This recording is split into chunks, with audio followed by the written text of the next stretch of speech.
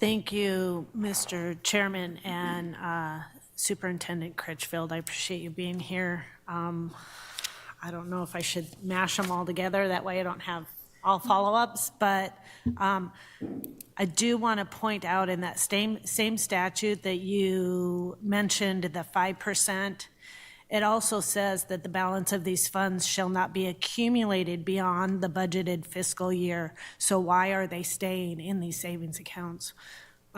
So that would be a question. The other points that I want to make have to do with accountability. So what measurable outcomes are we having with these funds that we are giving to the schools? Are they being independently verified and reported to the legislature? If they failed, what corrective actions are happening? And that brings me to my last one, which is we're talking about taking $19 million from the supplemental learning funds. And when I read the OPE report, the response from the people who are overseeing these funds say that they didn't break any statute or rules. So what statutes and rules are you going to put in place to make sure that these funds are being used appropriately? Where is the accountability in that? Okay, Mr. Chair, I'm going to see what I can do. See if I can check the boxes. For your first question, I don't know.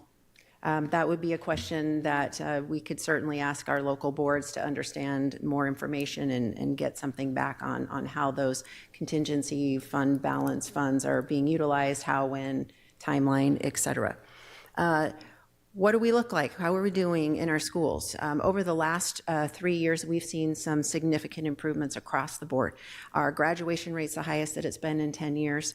We were ranked nationally in the country for the numbers of students that are taking dual credit and career technical education classes. Our attendance is higher or equal to where it was before COVID.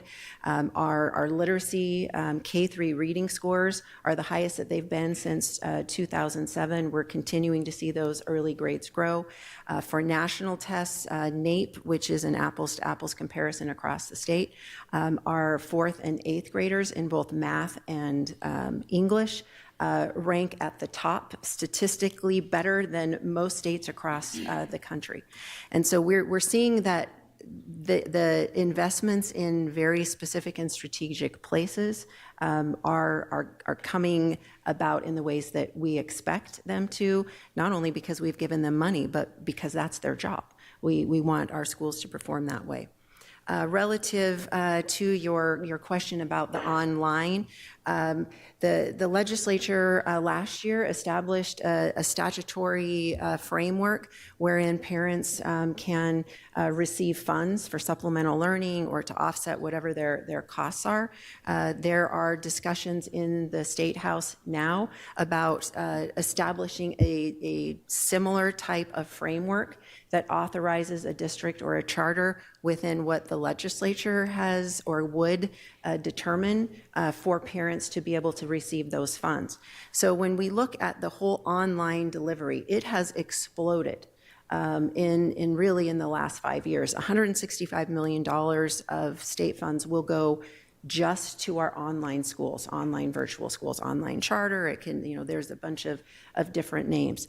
And so as we take a look at public education as a whole, and we have a lot of focus and attention on brick and mortar, we're also saying what conversations and discussions do we need to have around all of the delivery of education.